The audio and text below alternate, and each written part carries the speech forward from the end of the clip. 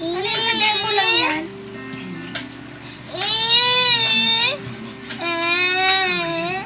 At quick na yan.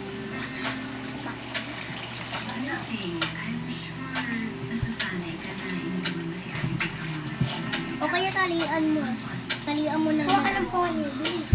Para ayusin na natin yung gamit mo yung. Para alam mo kung paano.